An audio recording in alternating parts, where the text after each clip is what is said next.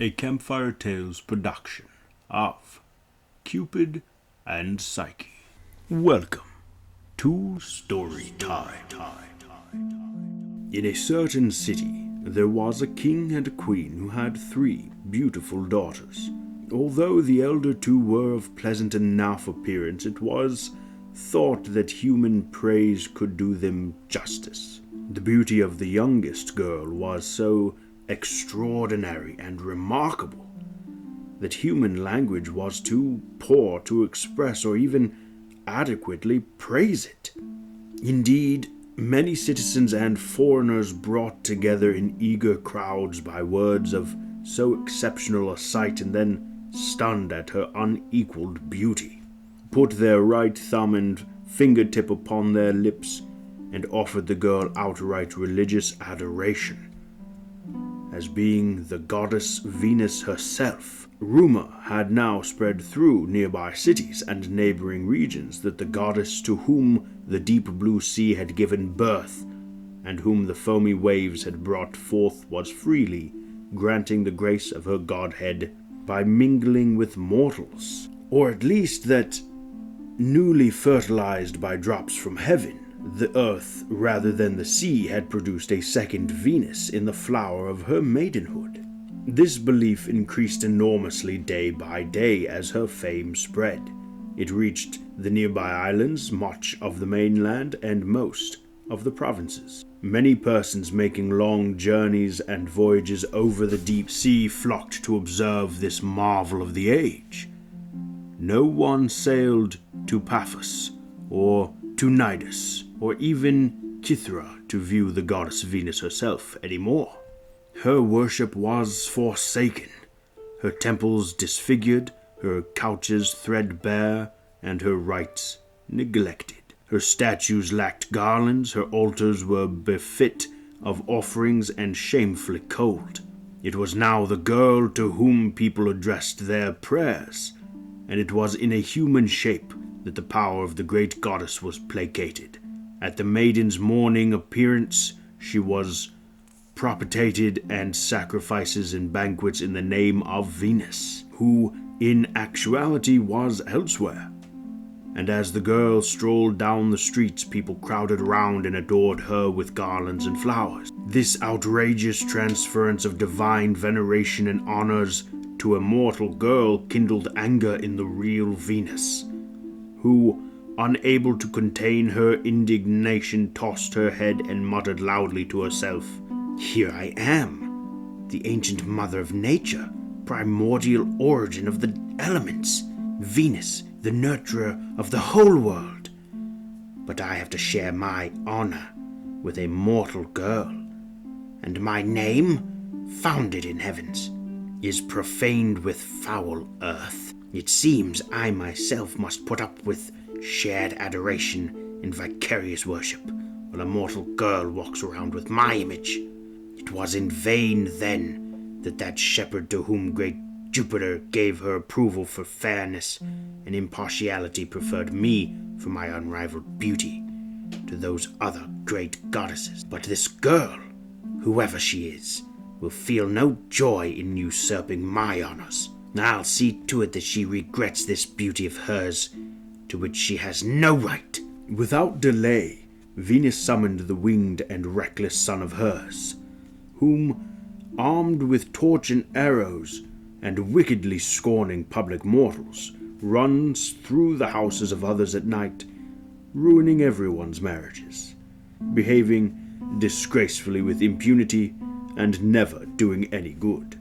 Although he was already irresponsible by nature, she goaded him on even more, taking him to the city in question. She showed him Psyche, for this was the girl's name, in person, and fuming and muttering in indignation, laid before him the whole tale of her rival in beauty. "By the bonds of a mother's love," she said, "I implore you to avenge your mother, fully by the sweet wounds of your arrows and the honeyed burns of your torch. Punish that insolent beauty without mercy, and do this one thing for me, willingly, in return for all else.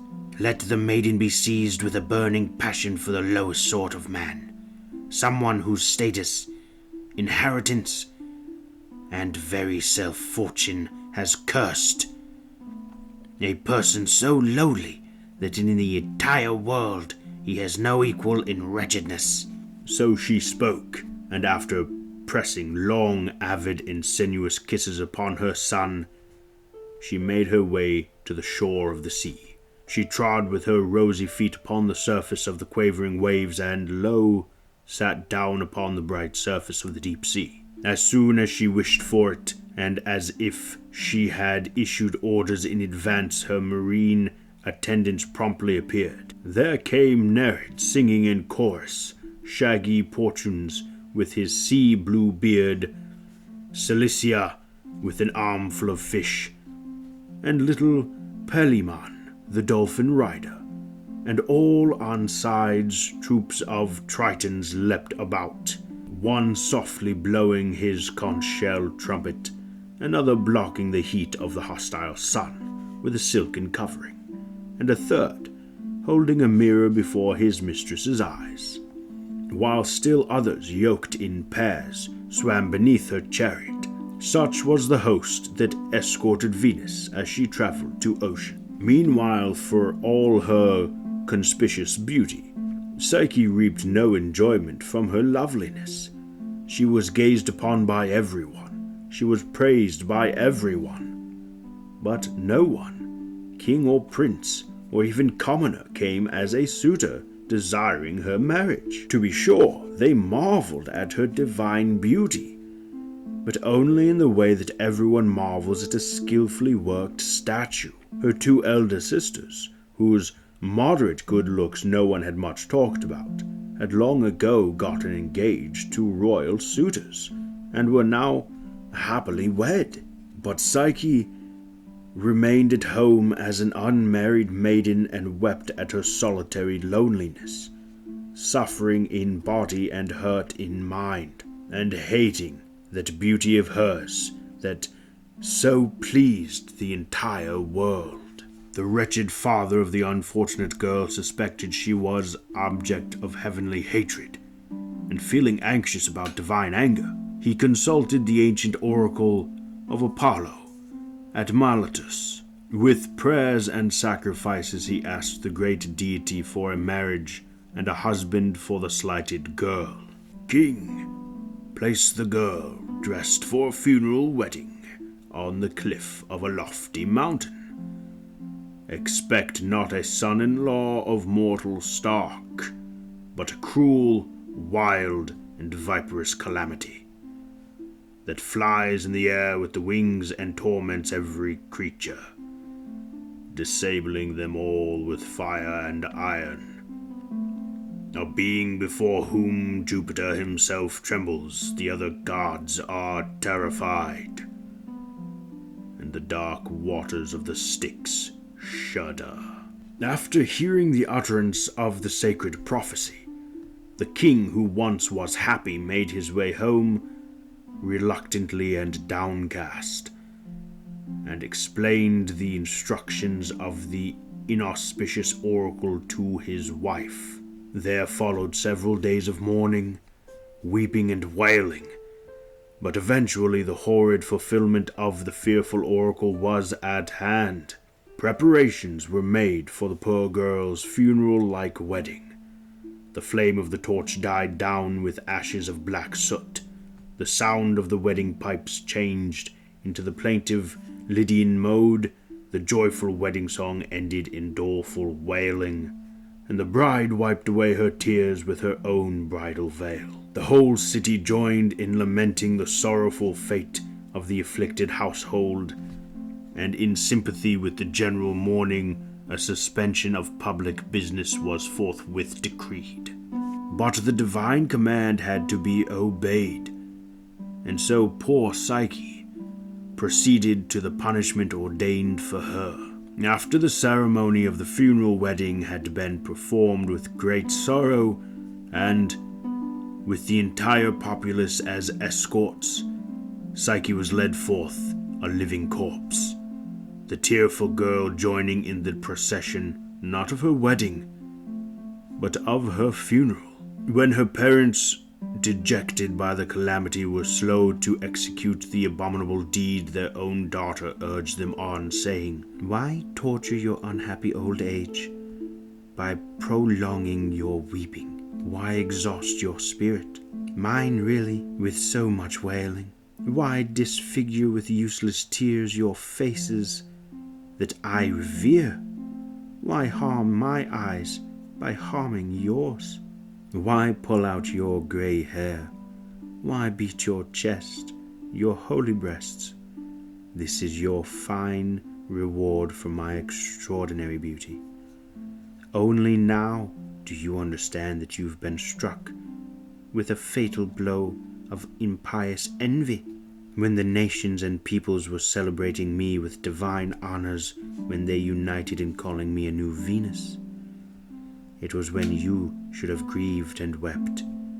Then you should have mourned me as one already dead. Now I perceive and understand that I perish only from the name Venus. So lead me to the cliff to which fate has assigned me, and station me there. I hurry on to this happy marriage of mine, to see this noble husband of mine. Why should I put off meeting him who was born for the ruin of the whole world?" Saying this, the maiden fell silent, and with a vigorous step joined the procession of people escorting her.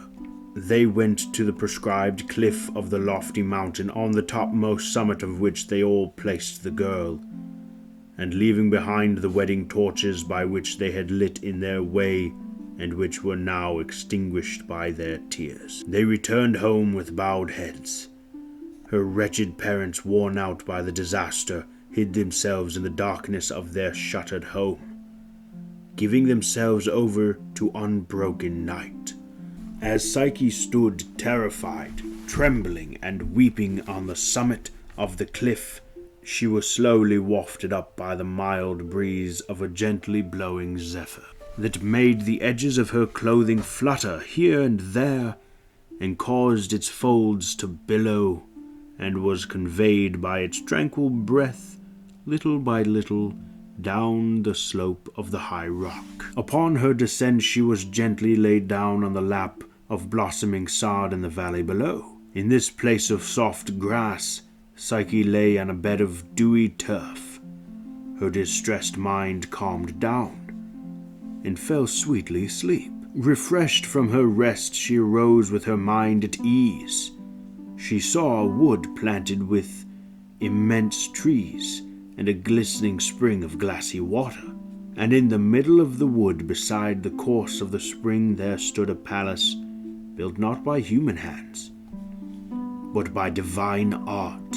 As soon as you entered it, you would know you were gazing upon the splendid and delightful residence of some god. The paneled ceiling was fashioned from citrus wood and ivory, and columns of gold stood beneath it. The walls were all covered with silver reliefs of wild and tame animals that were on their way to meet the entrant of the door. It was a truly amazing man, or rather demigod, or more likely God, who had worked all that silver with such art.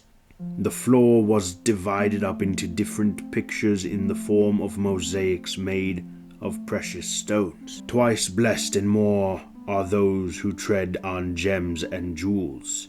The other parts of the house, precious beyond price and extending far and wide, and all the walls, which were solid blocks of gold, gleamed by their own luster, so that the house created its own daylight, whether the sun wished it or not. So shiny were the rooms, the portico, and the baths. The rest of the opulence answered in the same way to the magnificence of the house, so that it seemed to be a heavenly place, built for the great Jupiter to dwell among humans. Enticed by the delights of the place, Psyche approached, and, now a bit bolder, crossed the threshold. Soon her eagerness for the beautiful sight drew her on, so that she examined everything in detail. On the other side of the palace She saw storehouses finished with sublime craftsmanship and filled with great treasures. There was nothing that was not there. Beyond even the marvel of such riches, what especially amazed her was that this treasure house of the whole world was protected by no chains or locks or guards. As she was looking at these things with the greatest pleasure, a disembodied voice manifested itself, saying, "Mistress, why are you amazed at this great wealth? It is all yours. So go to your bedroom, soothe your weariness in bed, and proceed to your bath when you wish. We, whose voices you hear, will diligently attend upon you as your maidservants, and a royal banquet will quickly appear for you after you have attended to your body." Psyche recognized that her felicity was owed to divine providence. In obedience to the instructions of the bodiless voice, she first dispelled her weariness with sleep, and then a bath, whereupon instantly there appeared next to her a seat in the form of a half-circle. Upon the dining utensils she understood that it was for her comfort, and gladly reclined. Abundant courses of nectar like wine and different foods were placed before her, handled not by a servant, but by a sort of breeze. She saw no one, only hearing words being uttered, and so having only voices as servants. After the rich feast, an invisible being entered and sang, while another played the lyre, which likewise was not visible. Then the voices in concert reached her ears so that clearly a chorus was present, although no body appeared.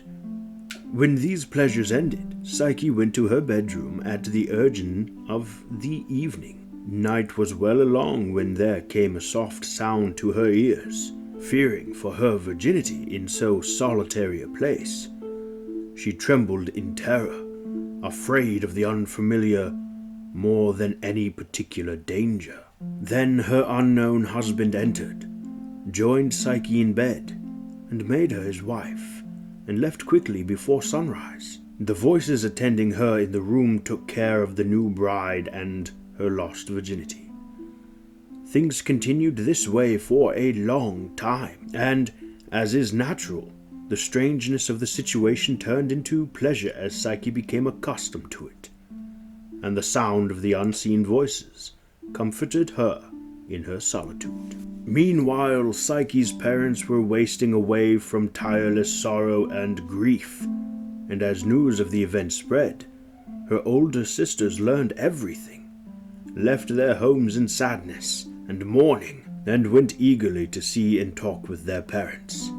That night, Psyche's husband spoke to her as follows, for she had full contact with him in terms of touch and sound, but not sight. "Sweetest Psyche, my dear wife, cruel fortune is threatening you with deadly danger, which I think you must pay attention to with special caution. Your sisters, upset and believing you are dead, are following in your steps and will soon reach the cliff. If you should hear their wailing, don't answer them or even look at them, for if you do, you will bring great grief upon me and sheer ruin on yourself." Nodding her assent, she promised she would do as her husband wished. But after he and the knight had both disappeared, the poor girl spent the whole day crying and beating her breast, saying again and again that she had now truly come to nothing, confined as she was in her opulent prison, depraved of human company, and unable to comfort her sisters in their grief or even to see them at all. After declining her bath and food and all other refreshment and crying copiously, she fell asleep. Presently, and sooner than usual, her husband came to bed, put his arms around his weeping wife, and remonstrated with her, asking, "Is this what you promised me, my Psyche? What am I, your husband, now to accept or hope from you? All day and all night long you keep tormenting yourself, even in your husband's embrace. Do then as you wish, and obey the ruinous urgings of your heart. Only keep in mind my grave warning when you begin. Too late to be sorry."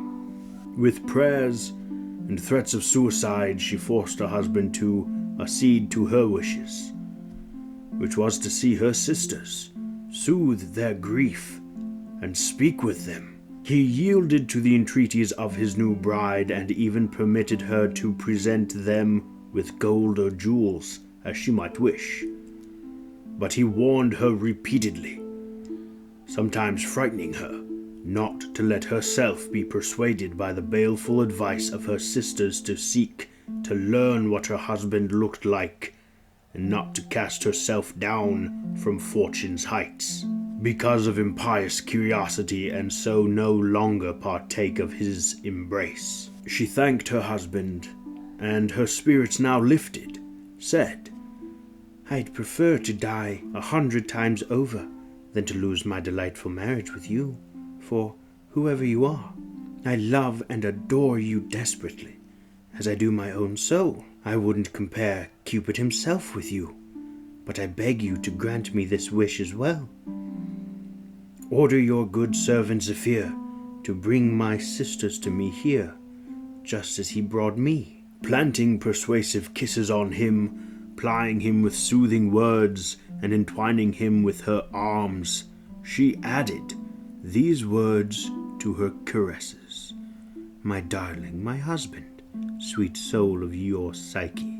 Her husband unwillingly succumbed to the force and power of her amorous whisperings, and promised to do all she asked. Since daylight was approaching, he vanished from his wife's hands. The sisters inquired about the location of the cliff where Psyche had been abandoned, quickly made their way there, and cried their eyes out and beat their breasts until the rocky cliffs re-echoed with sounds like their continuous wailing.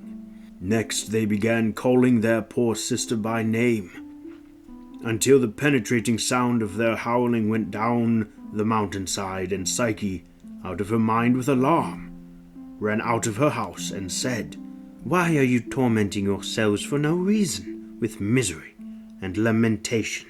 I, whom you're mourning, am here. Cease your sad cries, and dry your cheeks that are drenched from your prolonged weeping.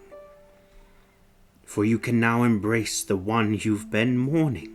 Then she summoned Zephyr, reminding him of her husband's orders. Without delay he obeyed the command, and straightway, with a very gentle breeze, carried them down safely. Now they enjoyed embraces and eager kisses to the full, and tears that had been soothed welled up again, called forth by joy. "But cheer up and enter my hearth and home," said Psyche, "and restore your despondent spirits with your sister."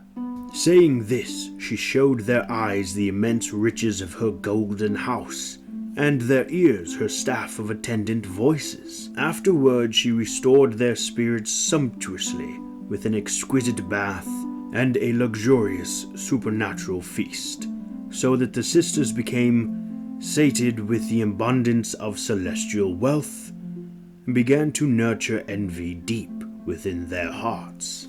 And so one of the sisters kept inquiring with assiduous curiosity who the master of this celestial dwelling was, and who and what kind of person her husband was. Psyche did not treat her husband's instructions rashly or forget them in the depths of her heart, but on the spur of the moment fabricated a story that he was a handsome young man with a slight growth of beard on his cheeks, who often spent his time hunting in the countryside and mountains. In order that no slip betray the admonition that she not reveal anything, she loaded them down with objects of gold and jewelry with gems, summoned Zephyr right away, and turned them over to him to be brought back up the cliff. The conveyance took place right away, and the excellent sisters began their return home, already burning with the bitterness of swelling envy.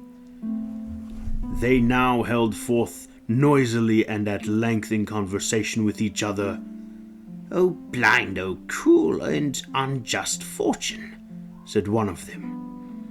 Have you decided that, though we are daughters of the same father, we are to put up with different lots in life?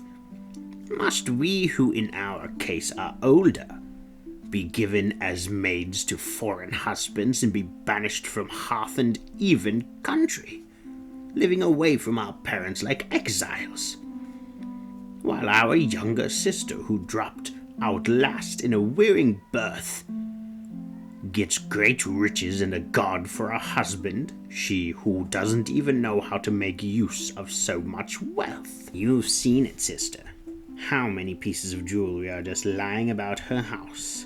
The clothes that shine there and the gems that glitter, not to mention how much gold one steps on all over the place. And if she has as handsome a husband as she claims she does, no woman in the entire world now lives a happier life. If their intimacy progresses and their affection becomes stronger, it may even be that her god of a husband will make her a goddess. By Hercules, that's how she was behaving and bearing herself. She kept looking up and giving off the air of a goddess. She who has voices for maidservants and even orders the wind around. But poor me, I've gotten as my lot a husband who first of all is older than our father, and second is bolder than a pumpkin, as well as shorter than any boy you've seen, but keeps guard over the whole house with bars and chains. As for me, the other sister replied, I put up with a husband who's so bent double from arthritis that he hardly ever cultivates my bed. I spend my time rubbing his twisted, stony fingers and burning these delicate hands of mine with soaking compresses, filthy rags, and disgusting poultices, so that I play the toilsome role of a nurse more than the dutiful part of a wife. But sister, you must see for yourself how patiently, or really how slavishly, I'm speaking freely about how I feel. You can endure this. For me, it's impossible any longer to put up with the facts that such blissful fortune has befallen so unworthy a person. Just recall how haughtily and arrogantly she behaved with us, and how with her excessive display of pomp she revealed just how puffed up with pride she is, and how out of her immense wealth she tossed us mere crumbs, and that unwilling, and then how, when she tired of our company, she speedily gave orders for us to be driven out, blown away, and hissed off. I'm not a woman, and I'm not alive if I won't cast her down for her opulent heights. If you too were soured by the way she insulted us, I imagine you were, then let's work together to come up with a solid plan. We'll not show the presents we receive to our parents or to anyone else. Better yet, we'll not let on that we know anything at all about her well-being. It's enough that we've seen what we wish we hadn't, much less that we should spread her good news about. As they say, you aren't rich unless someone knows you are. She'll learn that we're her older sisters, not her maidservants. For the moment, let's go back to our husbands and return to our poor but respectable homes.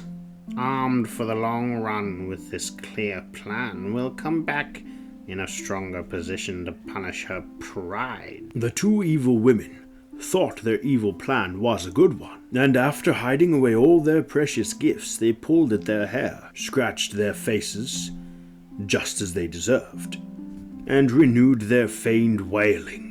Then straightway they went and plunged their parents back into grief, and quickly left them, and, fuming with jealousy, made their way to their own homes, having contrived a wicked deceit, a murder really, against their innocent sister. Meanwhile, Psyche's husband, whose identity remained unknown to her, once again gave her a warning during their nighttime talk. Do you see how much danger you are in? He asked.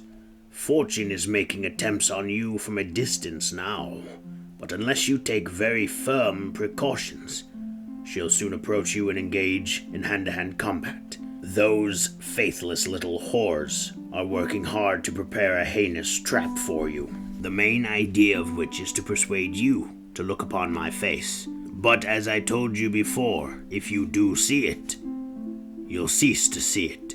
And so, if those vile Lamires should come again armed with their criminal designs, and they will come, I know, then don't converse with them at all. Or if you can't do that because of your natural lack of guile and tenderness of heart, then at least don't listen to anything they say or answer anything about your husband, for we are about to increase our family. This young womb of yours is bearing for us a young one, who, if you preserve our secret in silence, will be divine, but if you profane it, mortal. Psyche was exhilarated by the news, gloried in the solace of divine offspring, rejoiced in the thought of a pledged child, delighted at the dignity of the name of mother. She anxiously counted the days as they passed and the months as they ended, and at her first experience with an unknown burden, she marveled at how large her fertile womb had grown as a result of a mere puncture. But now those plagues, those loathsome furies, were breathing forth their viperous poisons and sailing swiftly with ungodly haste. Then again Psyche's husband during his brief stays warned her, saying, "The last day, the final fall, the dangerous sex, the enemy blood have already taken up arms, struck camp, arranged their battle line, and sounded the signal for battle on the trumpet. Your treacherous sisters have drawn their swords and are going for your throat. Alas, with what great calamity we are beset. My sweet Psyche, have compassion for yourself and me, and with scrupulous self-control free your house, your husband, yourself, and this little one of ours from the misfortune of the impending destruction. Don't look at or listen to those evil women, who ought not to be called sisters at all because of their murderous hatred for you and their trampling upon the bonds of blood. When they stand at the edge of the cliff, and like sirens make the rocks resound with their dangerous voices." Sobbing, Psyche replied with barely audible speech, saying, "For a long time now, so far as I know, you have weighed the evidence of my trustworthiness and discretion. In the same way, my resolve will also win your approval now. Order our Zephyr again to obey, and give me at least a look at my sisters in compensation for your sacred image, which you have denied me. But these cinnamon-fragranted tresses of yours that hang down on all sides, by your cheeks that are tender and smooth like mine, by your chest with its strange heat, as I hope to know your appearance in this little one at least. Be persuaded by the pious prayer of your anxious suppliant, and grant me the enjoyment of embracing my sisters, restoring with joy the spirit of Psyche, who is devoted and dedicated to you. I no longer seek to see your face, and the shadow of the night no longer obstruct my vision, for I hold you as my lamp." Enchanted by her soft words and embraces and wiping away her tears with his locks, her husband promised to do as she asked, and left immediately before the light of the dawning day. The sisters joined in their shared conspiracy, bypassed their parents, and went in a headlong rush straight from their ships to the cliff, where without waiting for the appearance of a favorable wind, they leapt forth with wanton rashness into the deep. Zephyr was not unmindful of the royal command, lifting them up in his breezy lap, however unwillingly, and returned them to the ground. Immediately and without delay, the women penetrated the house in close order and embraced their prey, pretending in name to be sisters, and covering with cheerful countenances their rich and deeply hidden deception. They flattered her, saying, "Psyche, you're not the little girl you used to be. You are already a mother. How much good you are carrying in that little pouch of yours. with how much joy you'll delight our whole household. How blessed we are, who will enjoy the nurturing of this golden infant, if he turns out to be as beautiful as his parents, as is bound to happen. He'll be born a veritable Cupid. And so, with feigned affection, they invaded their sister's mind, step by step. Immediately, Psyche offered them chairs to refresh them from the fatigue of traveling, had them tended splendidly with baths of steaming water, and delighted them in the dining room with rich and marvelous foods and savories. She ordered the lyre to play, and there was strummings and flutes to perform, and they resounded, and the chorus to sing, and there was song, though no one was there. The music soothed the spirits of the listeners with the sweetest tunes, but not even the mellifluous sound of song could soften the evil woman's wickedness. And turning the conversation toward the deceitful snare they had in mind, they began to interrogate her deceitfully about what sort of husband she had, where he was born, and what his profession was. Owing to her excessive naivety, Psyche forgot her earlier words and devised a new tale, saying that her husband was a wealthy merchant from the neighboring province, a middle-aged man with a scattering of white hair. She did not tarry in this discussion, but again loaded her sisters with sumptuous gifts and returned them to their windy conveyance. After they had been borne aloft by Zephyr's tranquil breeze, they returned home, exchanging views with each other. What are we to say, sister, about so monstrous a lie from the foolish girl? Previously her husband was a young man outfitted with a downy beard, and now he's a splendid middle-aged man with shiny white hair. Who is he anyway, whom a brief period of time has suddenly refashioned with old age? My sister, you will find no other explanation than that this wicked woman is making up lies or doesn't know what her husband looks like. Whichever is the case, we should drive her away from these riches of hers as soon as possible. If she is ignorant of her own husband's appearance, she has surely wed a god, and with this pregnancy is bearing us a god. In any case, if Psyche is to be, God forbid, the mother of a little divine child, I'll hang myself straight away with a knotted noose. In the meantime, let's return to our parents' house and spin a colorful yarn about our plans. Thus inflamed, they summoned their parents haughtily, disturbing them in the middle of the night. After suffering through a sleepless night themselves, they all but flew to the lit cliff in the early morning, and from there hastened impetuously down with the usual assistance of the wind. Squeezing their eyelids to force out tears, they summoned the girl with cunning speech. While you happily sit here doing nothing, blissful in your ignorance of greater evil and unconcerned about the danger to you, we lie awake with ever watchful concern for your situation, tortured miserably by the disaster that threatens you. For in fact we've learned and can't conceal from you, united as we are with you in your distress and fortunes, that an enormous snake creeping along with many coils, its neck bloody with venom and its gluttonous jaw agape, shares your bed with you nightly without you knowing it. Now recall to mind Apollo's oracle, which declared that you were destined to wed a savage beast.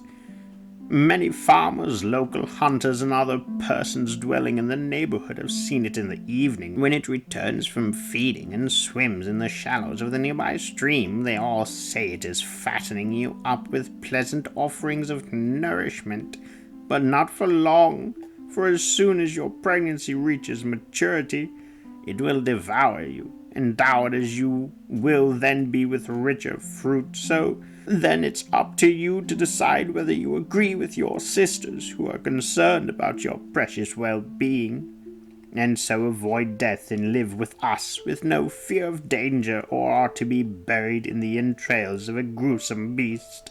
But if the desolation of this country seat with its voices, its dangerous and disgusting copulation consisting of furtive love-making and the embraces of a poisonous snake please you, then at any rate will you have done our duties as faithful sisters." Poor Psyche, gullible and tender-hearted as she was carried away by the terror of these gloomy words. Driven out of her mind, she shed all memory of her husband's warnings and of her own promises, and threw herself headlong into an abyss of calamity. Trembling and pallid, she muttered and stammered with mouth half open, saying, "Dear sisters, as is right, you remain true to your duty as sisters, and the neighbors who affirm these things to you are surely not making them up. I've never actually seen what my husband looks like, and have no idea where he comes from. I merely listen to the words he speaks during the night, and cope with a husband whose nature is uncertain, and who shuns light. You're right to call him some kind of beast. He always terrifies me with warnings not to try to look at him, and threatens me with great misery regarding any curiosity I might have about his face. And if you can offer any help for your sister's welfare, support me now. Inaction would spoil the advantage of our foresight." With Psyche's mind now defenseless, its gates standing open, the wicked women abandoned the concealment of their covered siege engine, and occupied it, unsheathed their swords of guile, and invaded the gullible girl's fearful thoughts. One of the sisters replied, "Since the bond of the family makes us mindful of any danger to your safety, we'll show you the only way that leads to safety. One that we have been thinking about for a long time. Take a really sharp knife, one that would cut the delicate palm of your hand at a touch, and secretly conceal it on the side of the bed, where you are accustomed to sleep. Make ready a lamp, filled with oil and shining brightly, and cover it with a little pot. Keep all these preparations absolutely to yourself. After your husband has slithered his way there, climbed into his accustomed bed, stretched himself out and began to fall asleep and to breathe deeply, then slip out of bed and, walking with the bare feet and small steps like a tiny animal, uncover the lamp from the darkness of its guardhouse. Letting its light guide you to the right moment for your noble deed, raise your right hand and, holding that double-edged weapon, boldly and with all your might, cut the joint between the neck and head of the deadly snake.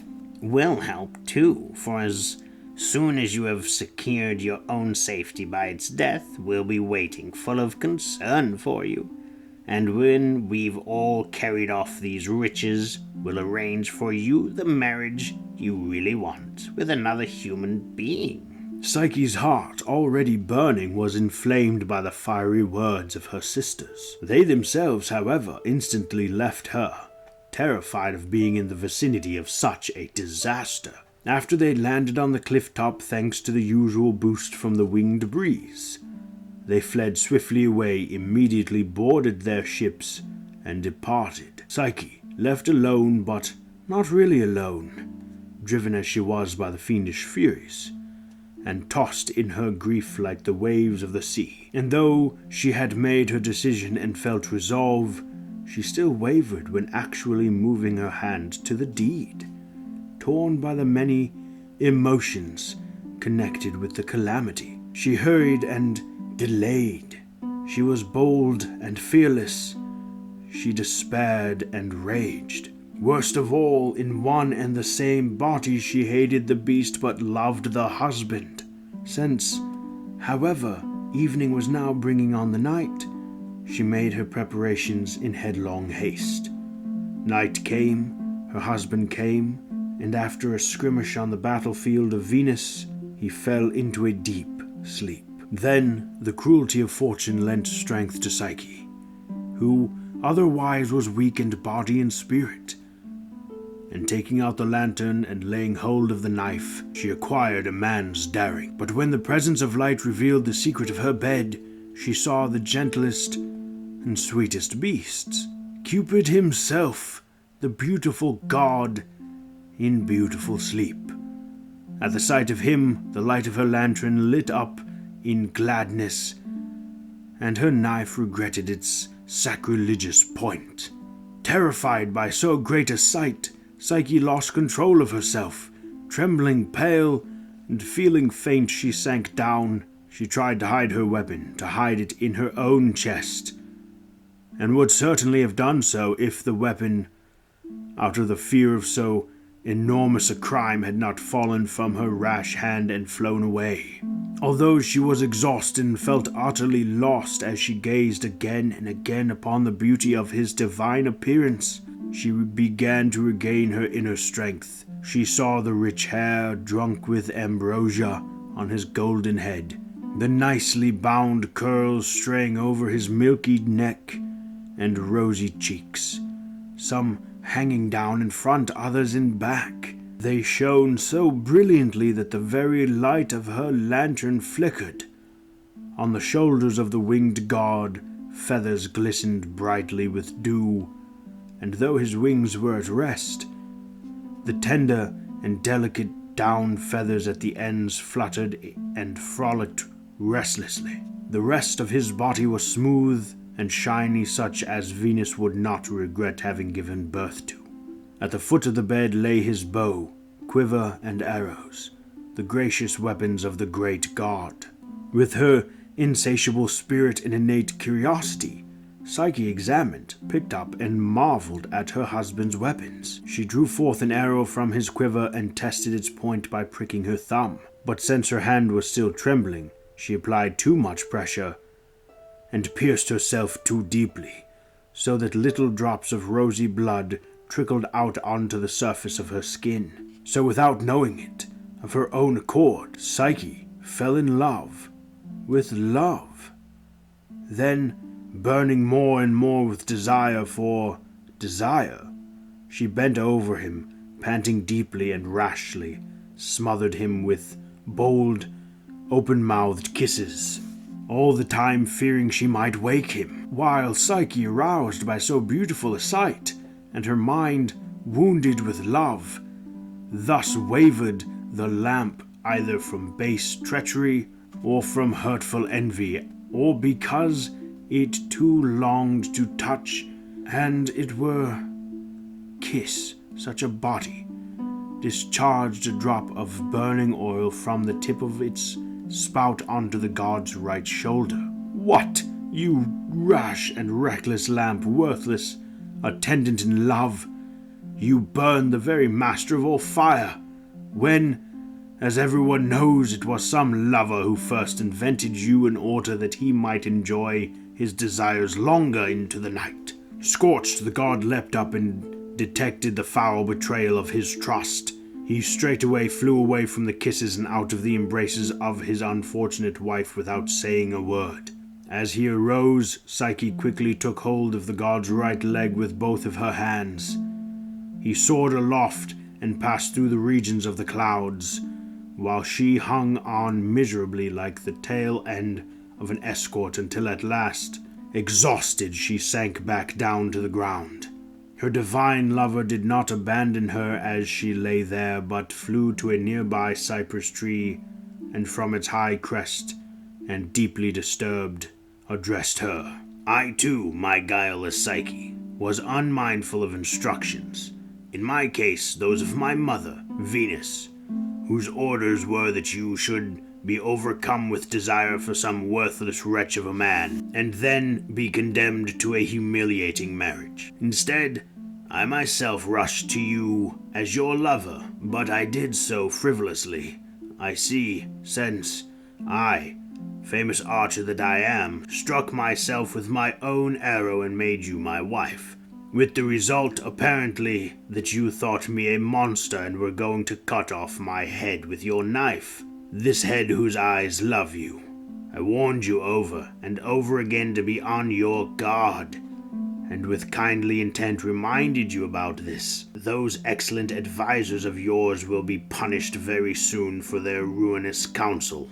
When he finished speaking, he dashed up into the sky on his wings. Psyche lay stretched out on the ground, watching her husband's flight as long as she could, and tormenting her soul with bitter lamentation. After his height and feathered flight had taken him utterly away from her, she flung herself headlong from the bank of a nearby stream. But the gentle river, honoring the god who, as we know, often makes even waters burn, and fearing for itself, immediately lifted her with a harmless surge and placed her on a bank with flowering plants. At that moment, Pan, god of the countryside, happened to be sitting by the edge of the stream, holding in his arms the mountain nymph Echo, and teaching her to repeat sounds of all kinds in song. Young goats grazing here and there open the grass along the stream were frolicking near the bank. The goatish god somehow was aware of what had happened to Psyche, who was wounded and exhausted. He called her over to him and soothed her with comforting words.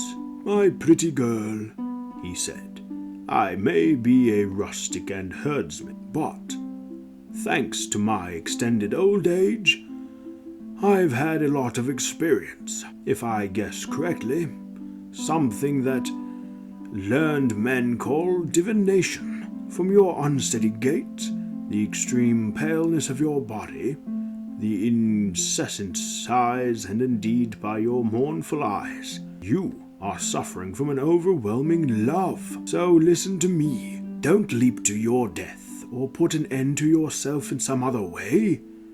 Stop grieving and set aside your sorrow, and indeed pay your respect to Cupid, greatest of the gods, by means of prayers, and, since he's a wanton and voluptuous youth, win him by flattering attention." So spoke the shepherd god.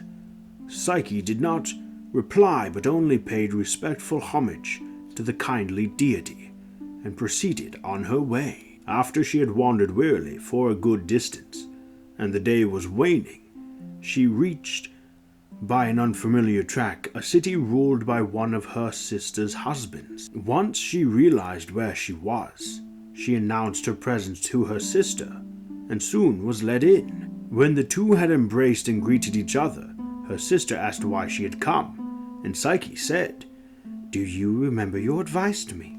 How you urged me to kill with a double-edged knife the beast that lay with me in the guise of a husband, before he could devour my poor self with his voracious jaws? As soon as I looked at his face by the light of my accomplice the lamp, as we had agreed, I saw an astonishing and indeed divine spectacle, the very son of the goddess Venus. I mean Cupid himself, peacefully and soundly asleep.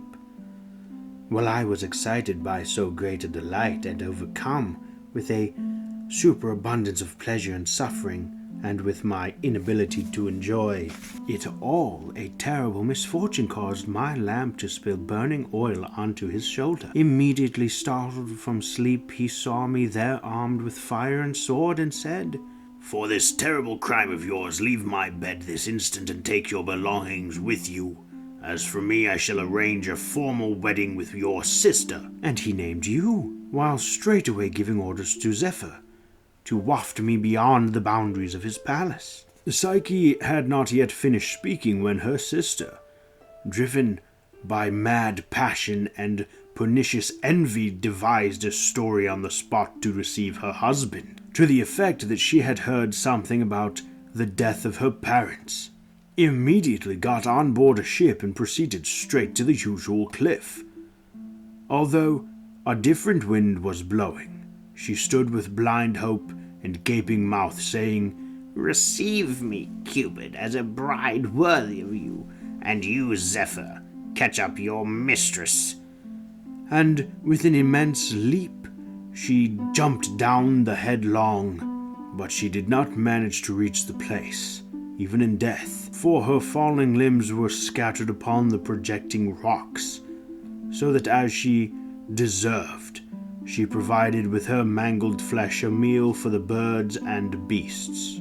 Nor was the second act of revenge slow in coming, for in the course of her wandering, Psyche came again to a city in which, in the same way, her other sister lived. She too was fooled by Psyche's deceit, and rushed to the cliff as a rival to the other sister's impious wedding, and fell to the same kind of death. Meanwhile, as Psyche went round from people to people intent on her search for Cupid, Cupid himself lay moaning in his mother's bedroom, suffering from the painful wound caused by the lamp.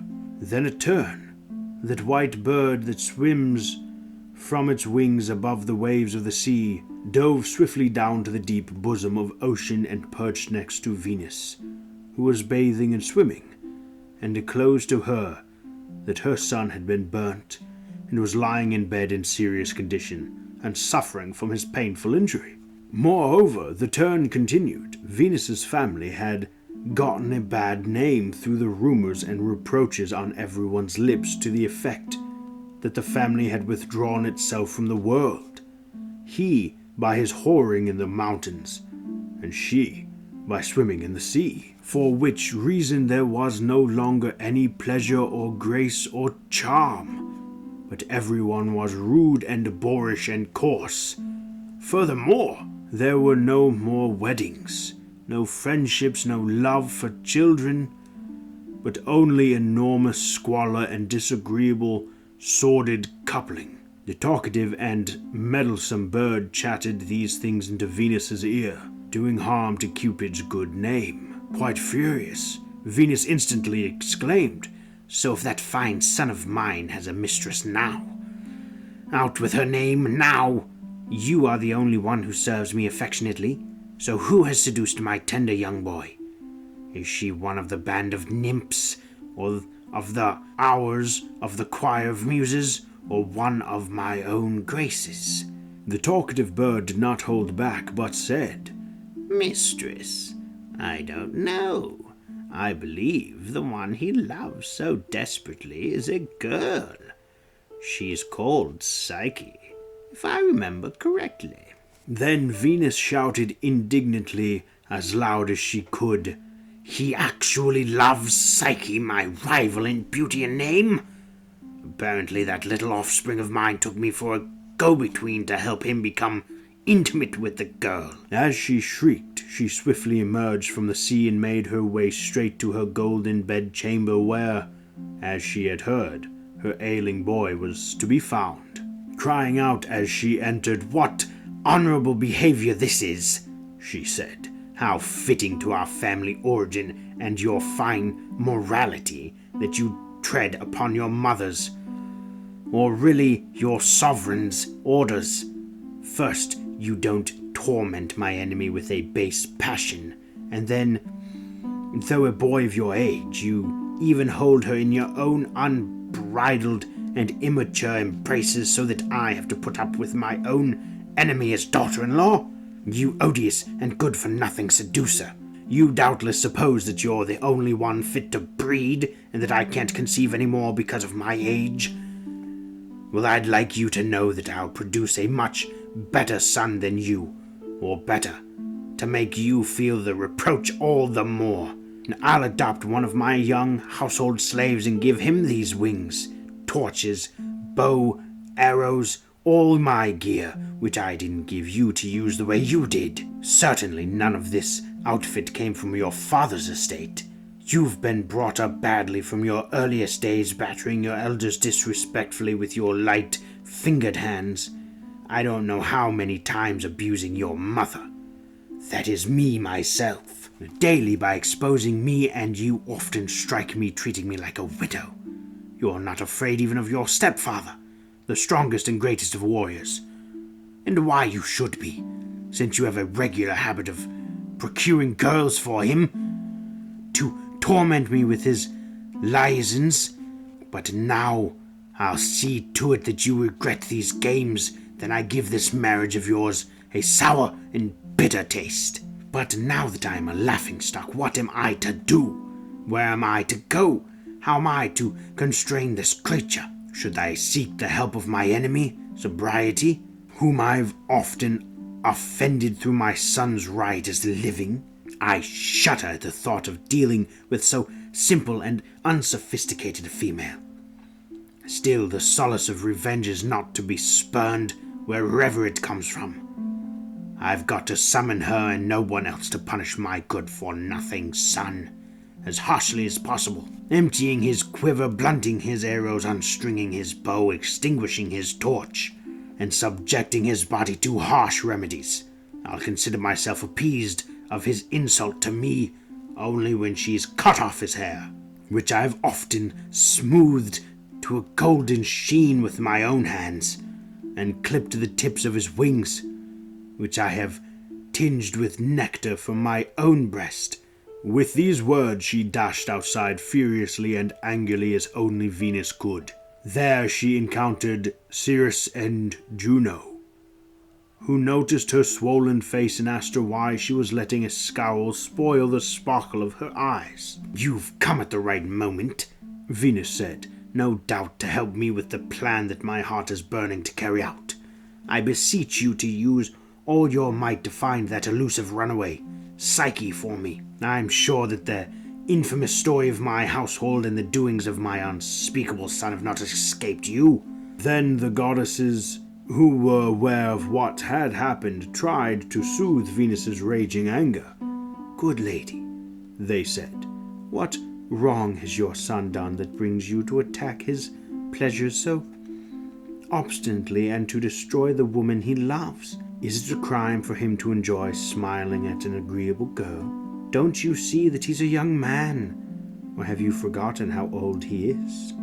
Perhaps, since he carries his age so prettily, he always seems to you to be only a boy. But as a mother and also a sensible female, will you always be prying into your son's dalliances, finding fault with him for his excesses, suppressing his affairs, and criticizing your good-looking son for your own arts and pleasures? What god or human would tolerate your spreading passion among peoples everywhere?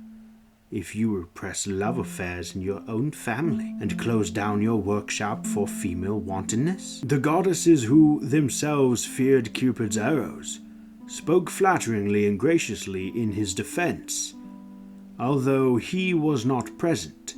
Indignant at the ridicule of her grievances, Venus cut them off and, proceeding hastily in a different direction, made her way to the sea. Meanwhile Psyche went hither and thither, day and night, in her restless search for her husband, all the more desirous, however angry he might be, if not to soothe him with wifely caresses, then at least to win him over with slavish prayers.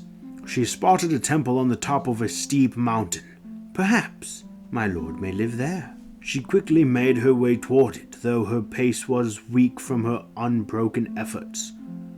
The hope that her wish might be fulfilled gave it strength. She diligently crossed the high ridges and approached the shrine. There she saw sheaves of wheat, some piled up and others plaited into garlands, and ears of barley. There were also sickles and other equipment that reapers use, though everything was lying around in casual disorder, as usual in the summer when workmen throw down their tools. Psyche carefully sorted them, separated them, and arranged them properly, thinking that she should not neglect the sanctuary of rites of any god, but rather seek the kindly compassion of them all. Bountiful Ceres, coming upon Psyche as she was busy and diligently taking care of the equipment, immediately shouted to her from a distance, "Aha! It is you, poor Psyche.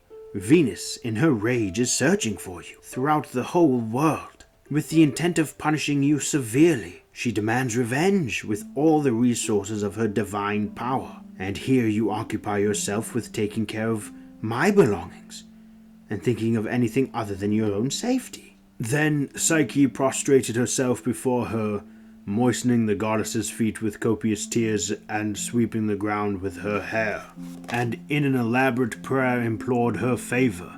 "I beseech you, by this fertile right hand of yours," she said, "by your joyous harvest rites, by the secret mysteries of your sacred baskets and winged wagon of your serving dragons, the furrows of Sicilian soil, the abducting chariot, and the tenacious earth, your daughter Proserpina's descent to a dark wedding and her ascent to a bright reunion, and by everything else at your sanctuary in Attica's keep, hidden in silence for the people of Euless, come to the aid of the pitiful soul of your suppliant Psyche. Let me hide myself away in that pile of sheaves for a few days, until the fierce anger of the mighty goddess softens with the passage of time, or at least until the fatigue from my constant toil is assuaged by a short period of rest. I am moved by your tearful prayers, and want to help you, Cirrus replied, but I can't incur the disfavor of my relative, with whom I maintain old ties of friendship, and who is moreover a good woman. You must leave this sanctuary at once, and consider yourself fortunate that I don't keep you here under guard. Rebuffed contrary to her hopes and afflicted with a double grief, Psyche resumed her journey. In the faint light of a grove in a valley farther down, she saw a shrine of skillful craftsmanship. Since she was unwilling to leave any means untried, however doubtful it might be, but wished to seek the favor of any god, she went to the sacred entrance, affixed to the branches of the trees, and to the door she saw costly gifts and strips of cloth with golden letters that attested to the goddess to whom they had been dedicated, naming her and thanking her for her action. Psyche sank to her knees and embraced the warm altar with her arms, and wiping away her tears she prayed, "Sister and wife of great Jupiter, whether you're residing in your ancient sanctuary on Samos, the island that alone prides itself in being the place of your birth, your infant cries and your early nurture, or whether you're visiting the blessed site of the lofty Carthage, which reveres you as the maiden who descends from the heaven on the back of a lion, or whether you are watching over the celebrated walls of Argus, near the banks of the Inachus, who commemorates you as the bride of the Thunderer and the queen of the gods, you whom all the East venerates as Zyga, goddess of marriage, and all the West address as Lucina, goddess of childbirth. But be Juno Sospita, Juno the Savior, for me in my extreme circumstances, and free me, exhausted as I am from the toils I have endured from the fear of the danger threatening me. You frequently come, even unasked, I think, to the aid of pregnant women at risk." As she was praying, Juno appeared before her in the august dignity of her full divine power. "How much I should like," she said, "to give my assent to your prayers, but perhaps for my daughter-in-law Venus, whom I've always loved like a daughter, doesn't permit me to show favor contrary to her will. Then, too, I'm prohibited by the laws that forbid harboring fugitive slaves against the wishes of their masters." Psyche, frightened by yet another shipwreck of her fortunes and unable to find her winged husband, gave up all hope of salvation and took counsel with herself thus: "What kind of support can I try to bring to my troubles when even the favor of goddesses who are well disposed hasn't done any good? Caught in such snares where I can direct my steps, or under what roof or in what dark place can I hide and not be seen by the inescapable eyes of mighty Venus? In the end I must take on a man's courage, renounce my faint gleam of hope, and surrender myself to my mistress voluntarily, softening her fury and vehemence by my submission however late it comes. And for all I know, I may even find the one I've been searching for so long right there in his mother's house." So prepared for submission and its uncertain outcome, or rather for certain destruction, she thought about how to begin her supplication. Venus, giving up her search of the earth, set her sights on heaven. She ordered to be readied the chariot that the goldsmith Vulcan had carefully adorned for her with delicate craftsmanship and presented to her as a wedding gift before their wedding night. It was conspicuous for what the craftsman's file had rubbed away, and precious for the very loss of gold itself. Of the many doves that nested around their mistress's bedchamber, 4 shiny ones came forward with lively steps, as they turned their colorful necks, submitted to a jeweled yoke, and once their mistress was aboard, flew happily upward. Sparrows followed the goddess's chariot, frolicking with noisy twittering, and other birds sang sweetly, pleasantly echoing them with honeyed tunes and announcing the approach of the goddess. The clouds parted. Heaven opened for his daughter.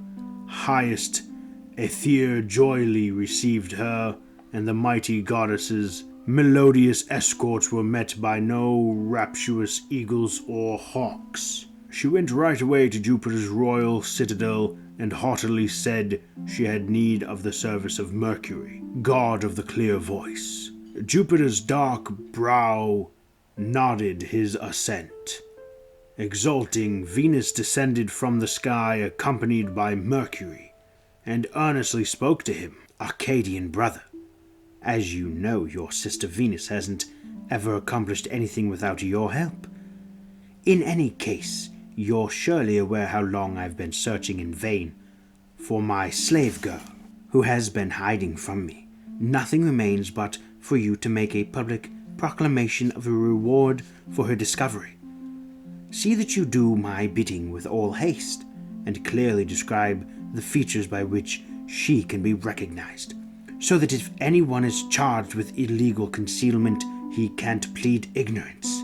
As she said this, she handed him a placard bearing Psyche's name and other information, and, as soon as that was done, withdrew into her house. Mercury complied, traveling here and there on the lips of all peoples, carrying out his task of proclaiming, "If anyone can reveal the hiding place of the king's runaway daughter, the slave girl of Venus named Psyche, or can force her to return, he should meet the herald Mercury behind the turning posts of the Circus Maximus, where he'll receive by way of reward 7 sweet kisses from Venus herself, plus an additional deeply honeyed kiss with her thrusting tongue." Mercury made his proclamation, and the desire for so fine a reward aroused the competitive zeal of all mortal men, which completely did away with any hesitation on Psyche's part. She approached her mistress's door, and a member of Venus's household named Habit run up to her and immediately started shouting at the top of her lungs, "You worthless servant girl! Have you finally noticed that you have a mistress, or considering your usual impudence, are you pretending not to know how much effort we've expended in looking for you? It's a good thing you've fallen into my hands, where you'll be as stuck as in Orcus's prison, and you'll soon pay the penalty for your stubbornness." Thereupon, she brazenly grabbed Psyche by the hair and began dragging her, though Psyche offered no resistance. As soon as she was brought inside and presented to Venus, the goddess gave her a broad laugh such as people do when they are furious, tossing her head and scratching her right ear. "Have you finally deigned to call on your mother-in-law, or have you rather come to look in on your husband, who's in critical condition, thanks to the wound you gave him? Don't worry, I'll receive you as befits a good daughter-in-law. Where are my servants' care and sorrow?" When they had been summoned, the goddess turned Psyche over to them to be tormented. Following their mistress's orders, they whipped poor Psyche and afflicted her with other torments, and then brought her back to face her mistress. Venus laughed again. "Look how she's trying to arouse my pity with the allurement of her swollen belly, whose glorious issue is to make me a happy grandmother. I'm thrilled that in the very flower of my age I'll be called a grandmother, and that the son of a vile slave girl will be called my grandson.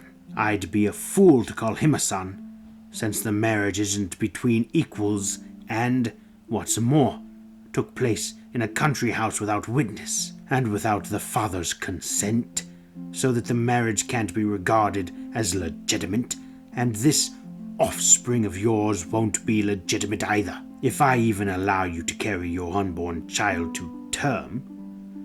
Saying this, she flew at Psyche, ripping her clothes to pieces, tearing her hair, shaking her head, and beating her violently. Venus then made piles of wheat, barley, millet, poppy seeds, chickpeas, lentils, and beans, and combined them all into a single mixed heap. You're a hideous slave who can win the favor of your lovers only by diligent drudgery. So I'm going to put your usefulness to the test. Sort this random heap of seeds, separating the different grains into individual stacks, and show them all to me put into order by this evening. After assigning her the task of the heap of seeds, Venus went off to a wedding dinner. Psyche did not touch the confused mass, all but impossible to sort, but sat in silent stupefaction, overwhelmed by the enormity of the job. Then a little ant, that tiny country dweller, understanding the great difficulty of her task, pitying the great god's bed partner, and detesting the mother-in-law's cruelty, diligently scurried about and called together the entire body of ants in the neighborhood. Have pity, all you energetic nurslings of earth, mother of all. Have pity on the wife of love, a pretty maiden in peril, and run quickly to her aid. Wave upon wave of six-legged creatures rushed forth. With the utmost zeal they took apart the entire heap grain by grain, and when they had distributed the grains into separate piles, they swiftly went away. At nightfall, Venus came back from her wedding banquet, flushed with wine, fragrant with balsam, and wrapped in gleaming roses. When she saw the astonishing diligence with which the task had been performed, she said, "This isn't your doing, you worthless girl. Not of your hands, but rather the work of the one you've allured to your misfortune and his." With that, she tossed her a piece of coarse bread and retired to her bedroom. Meanwhile, Cupid was being kept in strict solitary confinement in a single room in the inner part of the house, partly in order that he not aggravate his wound with his riotous living, and partly in order that he not come together with his beloved. So the lovers divided and separated under a single roof and endured a horrid night.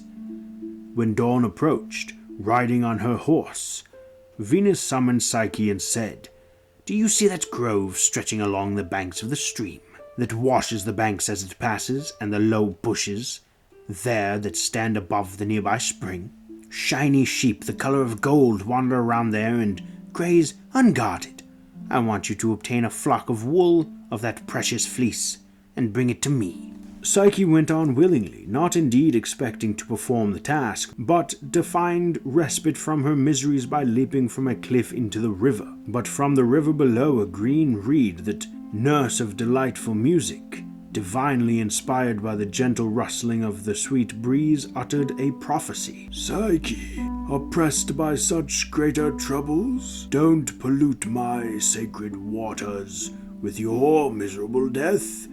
And this isn't the time to comfort the terrible and savage sheep with their sharp horns and stony forehead, while they are absorbing heat from the blazing sun, which makes them wild with fierce rage, so that often they vent their fury by killing humans with their toxic bites.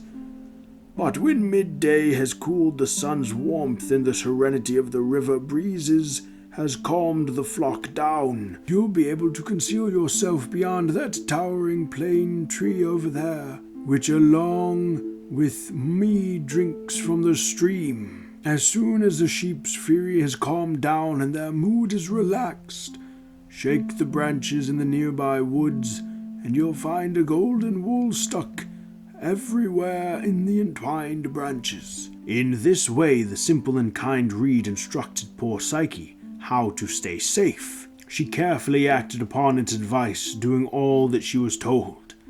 With an easy theft, she brought a lapful of soft yellow gold back to Venus. Even the danger of her second task did not earn a favorable judgment from her mistress, who twisted her brows and smiling acidly said, "It doesn't escape me that on this occasion too someone else has performed the task. Now I'm going to test carefully whether you're really endowed with a powerful mind and unparalleled intelligence. Do you see the top of the steep mountain that towers over that lofty cliff? The dark waters of a black spring flow down from it, and become enclosed in the basin of the nearby valley, where they supply the marshes of Styx with water and feed the horse stream of Cocytus.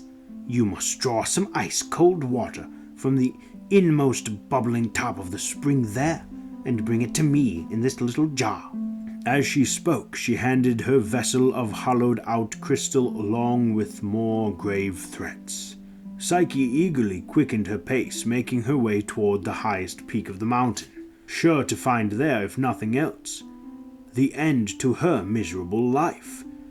As soon as she drew near to the summit, she perceived the deadly difficulty of her enormous enterprise.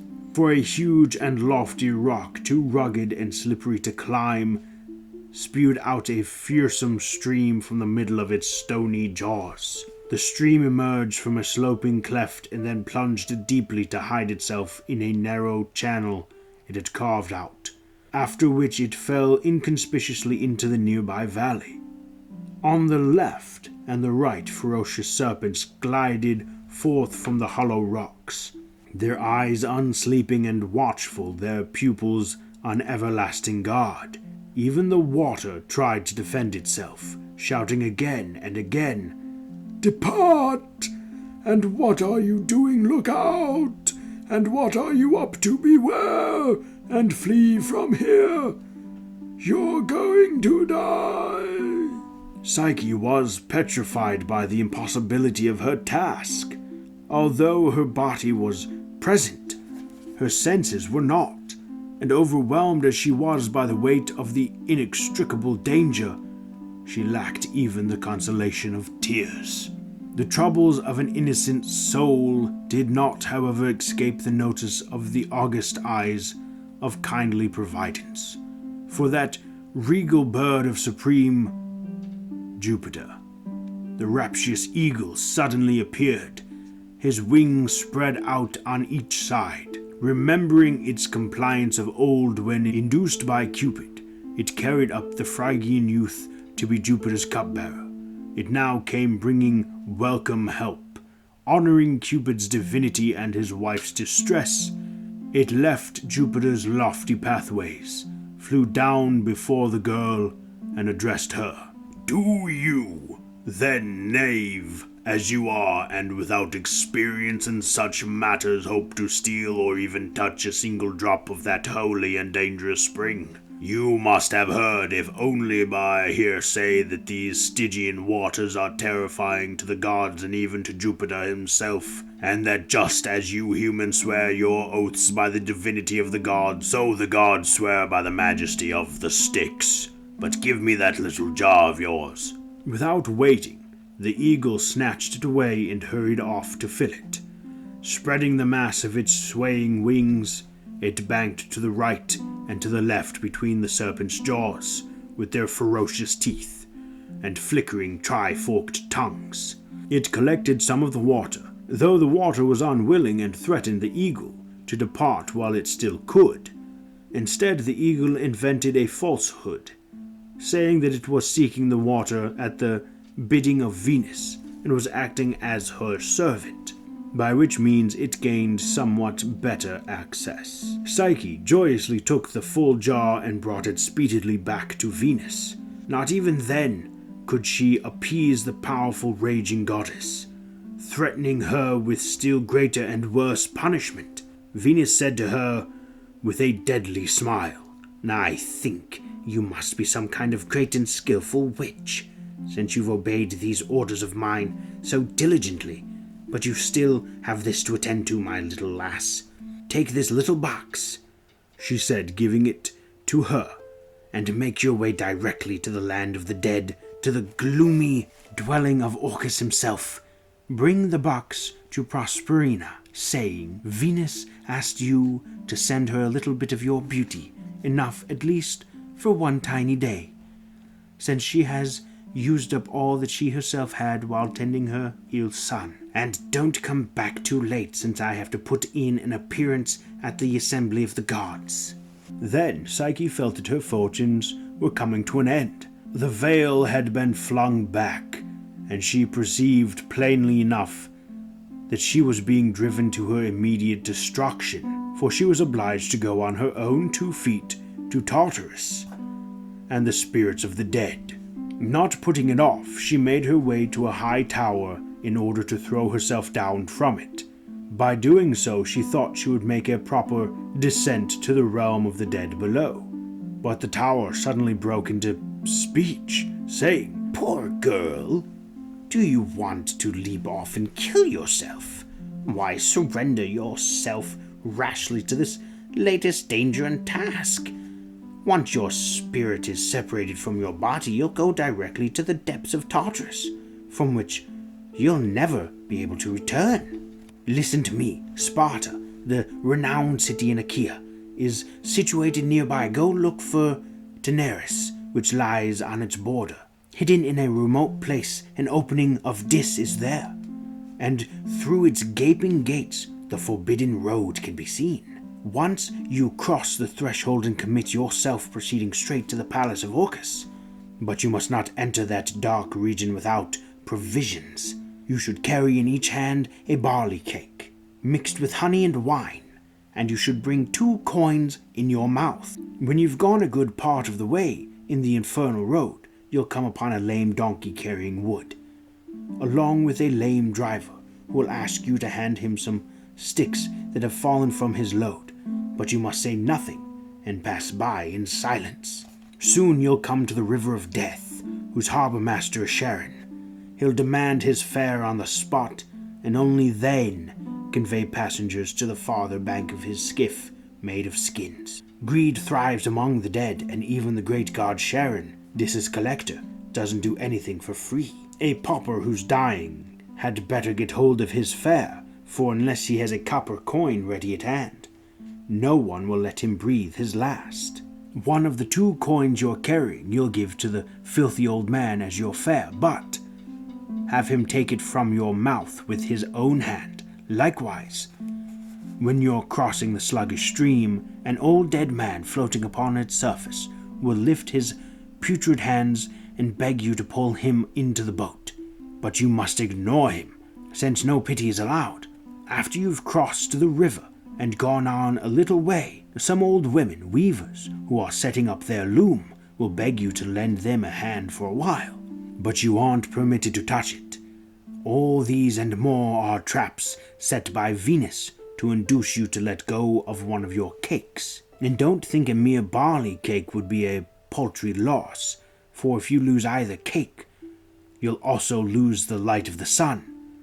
There's a huge dog, an enormous and frightening creature with 3 large heads that bark with thunderous jaws at the dead, though it can't harm them any longer and terrifies them now in vain.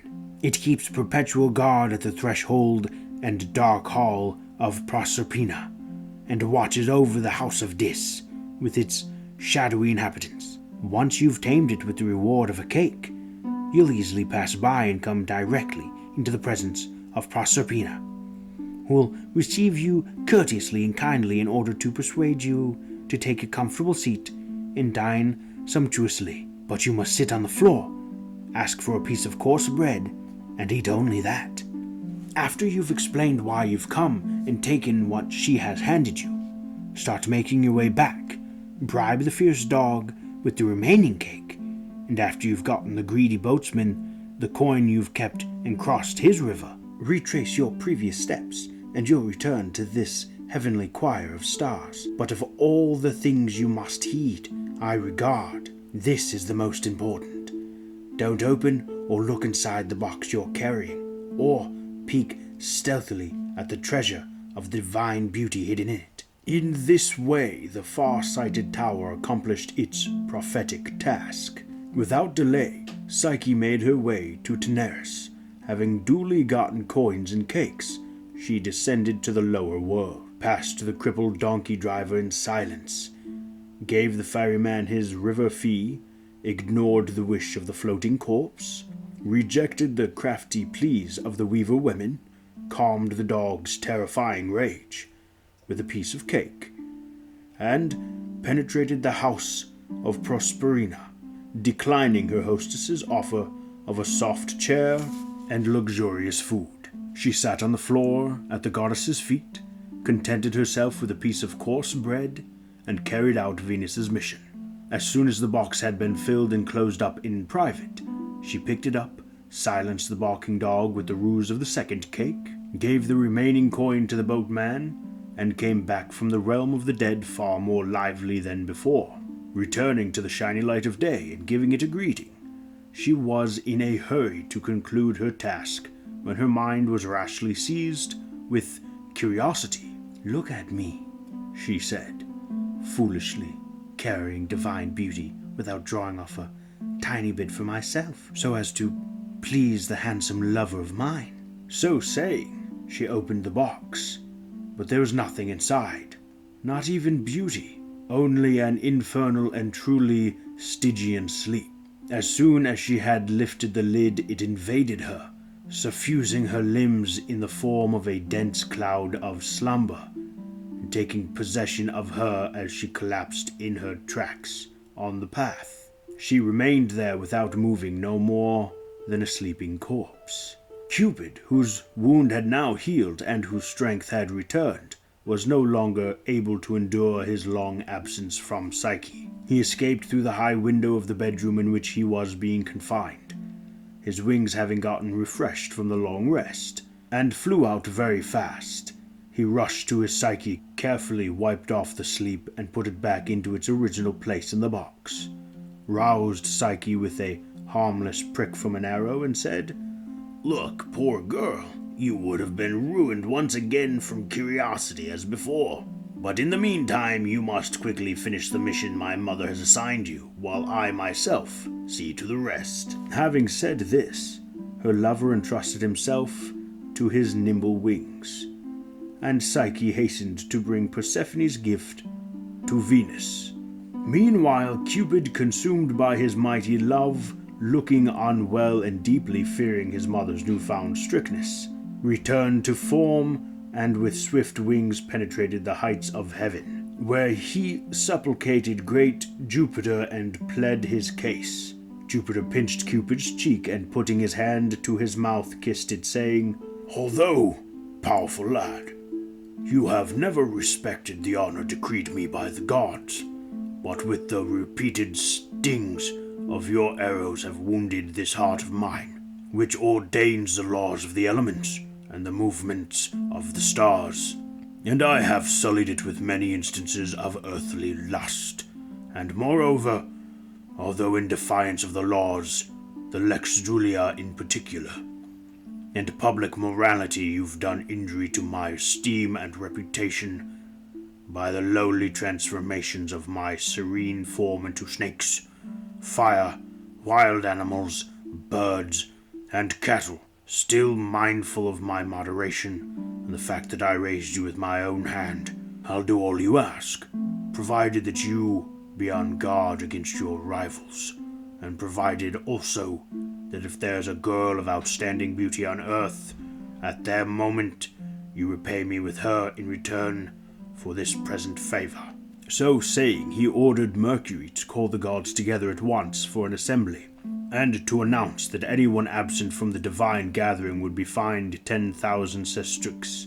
Because of this fear, the heavenly auditorium was filled at once. Sitting on his exalted throne, lofty Jupiter spoke.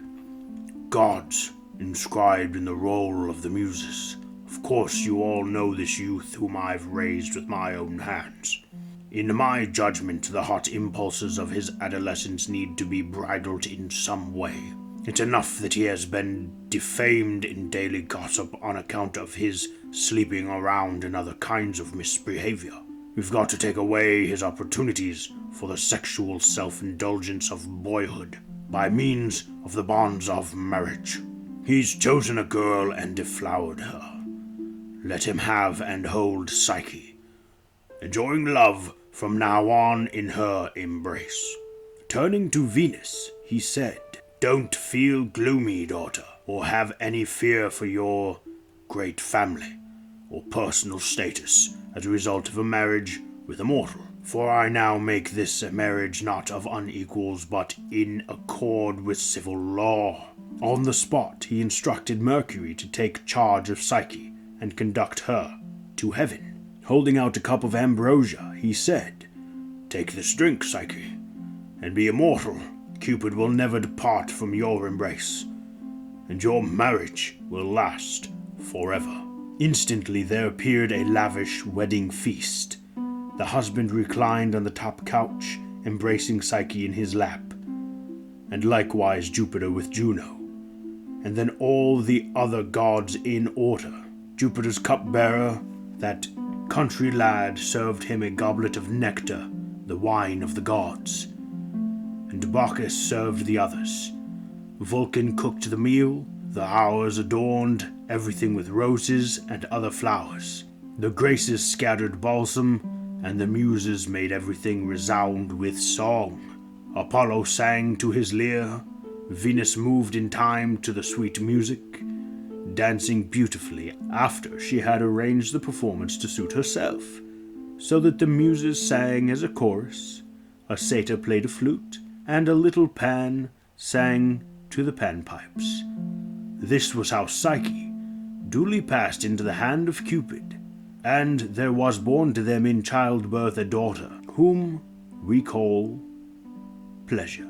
If you enjoyed this story, please like, comment, and subscribe, and follow me on Twitter for news and updates. Until next time, my friends, fare thee well.